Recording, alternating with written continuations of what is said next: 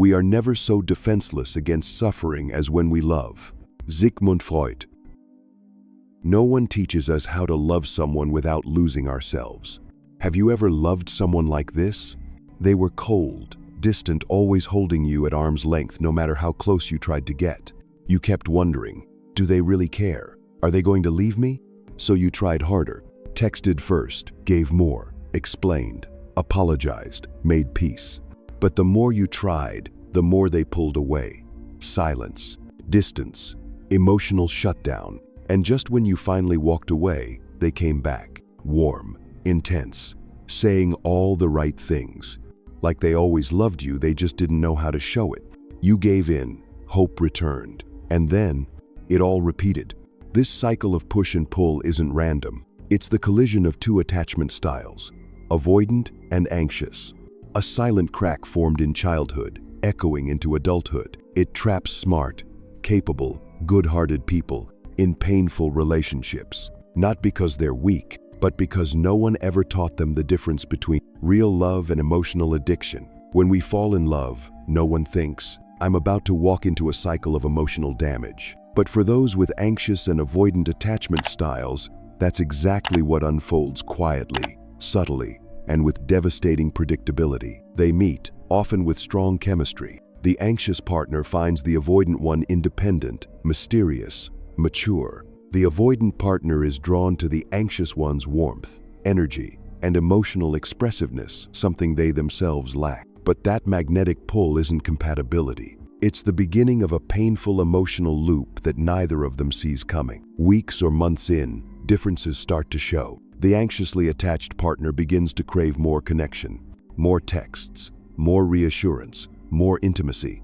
Even a delayed reply or a cold tone can trigger a flood of insecurity. They're not trying to be clingy, they're trying to test for safety. They wonder, do they still love me? Are they pulling away?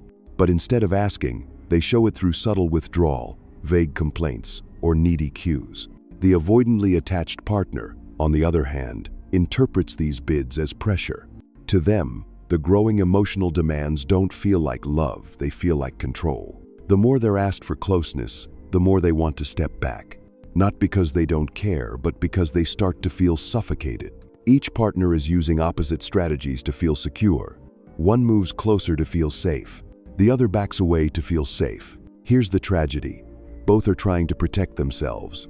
Neither means to hurt the other, but their instincts push on each other's deepest wounds. Eventually, the anxious partner, the one who would never leave, becomes the one to walk away. They say, I just can't do this anymore. I need someone who really loves me. And then the twist. As soon as the anxious one walks away, the avoidant cold, distant, shut down suddenly becomes warm, present, desperate to reconnect. It's as if a switch has flipped inside them. With no one texting, asking, needing, they finally feel safe. And that safety opens a space for longing, for missing, for love. Strange, isn't it? They run from love when it's present. They chase it when it's gone. It's not manipulation. It's a defense pattern rooted in childhood, built by a child who learned to survive by shutting down emotionally. But this cycle, unless someone breaks it, just keeps repeating. The anxious leaves to the avoidant chases to they reconnect to the avoidant pulls back to the anxious panics too, and so on. And the people inside it get more and more exhausted, yet they still can't seem to let go. And so, the cycle begins again. The anxious partner returns, clinging to the hope that this time will be different. The avoidant partner, now feeling safe again, slowly begins to pull away. Over and over, they circle each other close, then distant like arms that can never quite embrace. But to truly understand what's happening, we need to go beneath the surface. These behaviors aren't because someone is bad, toxic, or incapable of love. They act this way because it's what they learned to do in order to survive emotionally. The avoidant partner doesn't lack feelings or empathy. They do feel, but they've learned to suppress it. They may have grown up in a household where emotions were seen as weakness, or perhaps their caregivers were either controlling or emotionally unavailable. Whatever the case, they learned to self-regulate, not depend on others, and eventually formed a silent belief. Love equals pressure, loss of control, and pain. So when they enter relationships, love no longer feels sweet. It feels like a threat, something they must guard against. When someone gets too close, they don't feel connection. They feel panic. Meanwhile, the anxiously attached person has the opposite emotional blueprint. They don't fear closeness, they crave it. Not just for comfort, but to silence a deeper fear. I'm not worthy of being loved unless I try harder. They may have had unpredictable caregivers available one day, distant the next. They learned, if I want to be kept, I have to perform. So they love with anxiety, always on guard, always afraid the other person might leave. Put together, these two are like inverted mirrors. One fears being abandoned, the other fears being consumed. But at their core, both carry the same wound, the fear of losing themselves. The avoidant fears losing freedom. The anxious fears losing connection. And in trying to protect what they fear losing most, they end up destroying the love they have. Each partner's behavior becomes the other's trauma trigger. The avoidant silence tells the anxious, "You don't matter." The anxious partner's emotional demands tell the avoidant, "You're being controlled." They don't respond with love. They respond with defense. The painful truth is, no one's the villain, but no one feels safe. The more the anxious partner loves, the more the avoidant pulls away. The more the avoidant distances, the more the anxious clings. It's not really a relationship. It's a silent battle where love is confused with survival. Only when the anxious partner lets go does the avoidant realize they do care. And when the avoidant comes back, the anxious partner believes again, they really do love me. They just need time.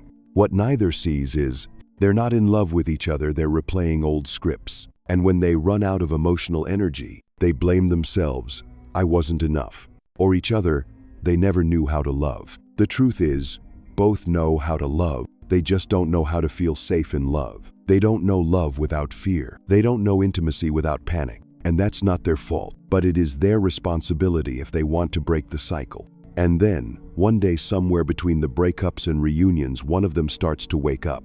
They begin to sense, something isn't right. Love shouldn't always hurt this much. That moment is the beginning of awareness. When pain stops being something you just endure and starts becoming a signal, look deeper. Because the truth is, this is not a soulmate story. It's a repetition of the unconscious. The universe didn't bring them together. Their unhealed wounds did, pulling them in like magnets, not because they fit, but because their edges cut into each other in all the familiar places.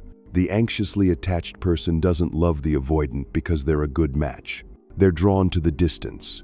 It feels familiar, like the love they knew in childhood. Inconsistent, unpredictable. They see the avoidant as an emotional challenge to conquer. A test that says, if I can make you stay, then I must be lovable. The avoidantly attached partner doesn't stay with the anxious because it feels easy.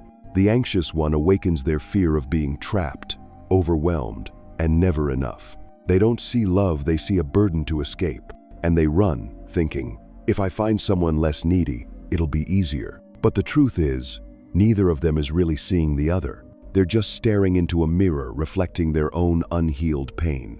So the deeper they fall, the more they replay the same old script.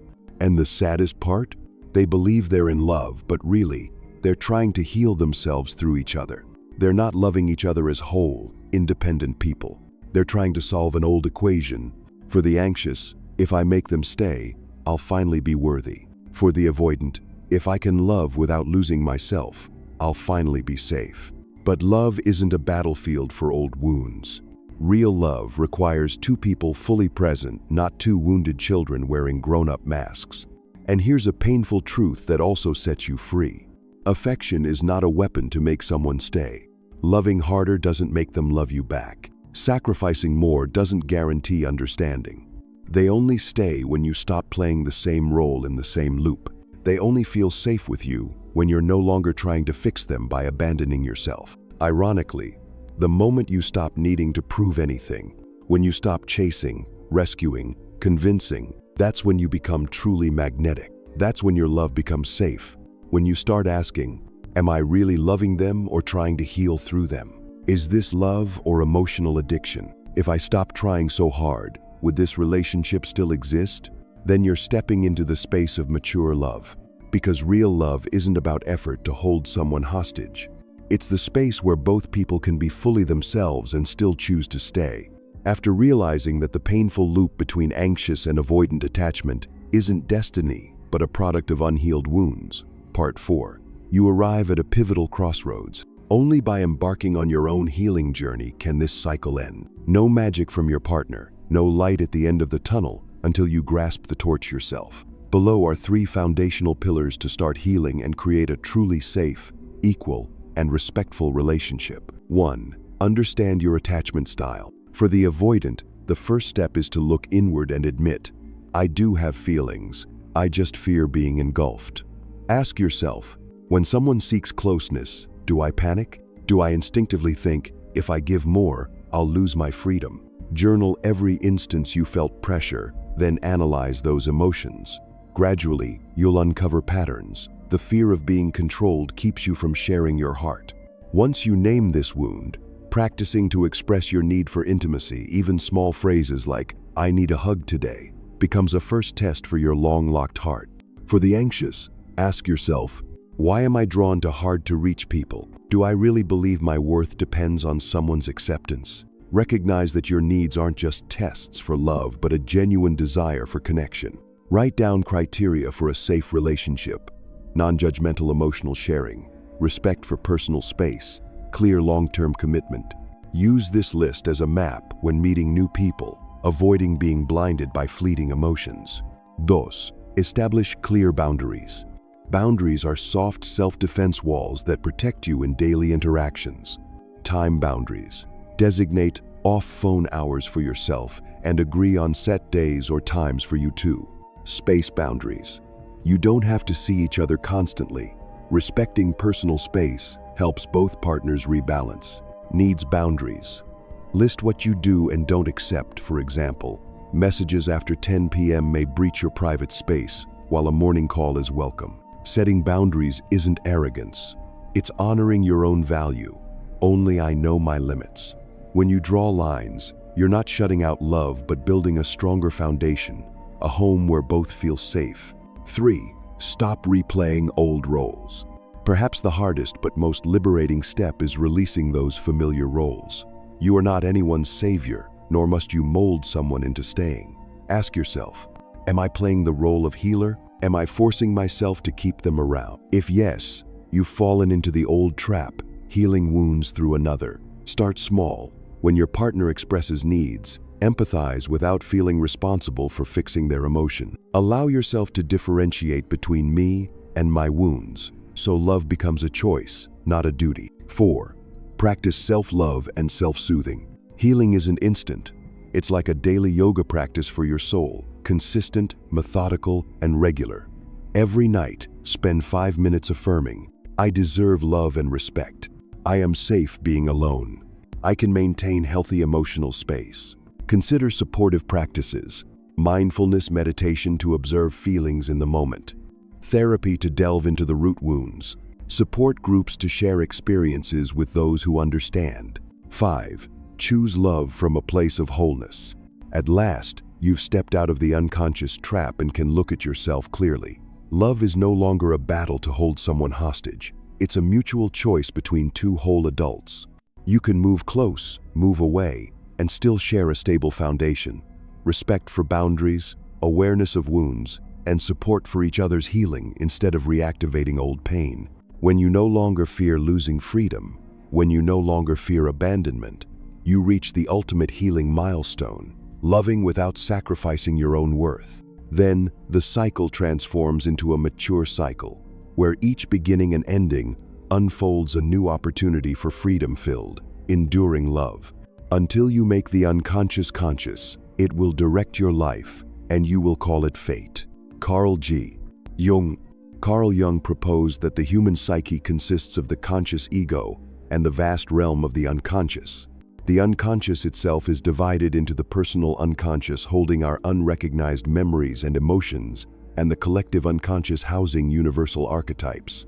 In the anxious, avoidant relationship, it is these unconscious contents that perpetuate the endless push-pull cycle. First, the anxious partner carries within their personal unconscious the fear of abandonment, born from early inconsistency or absence of caregivers. Jung would call this a personal shadow, the disowned aspects of ourselves we refuse to acknowledge.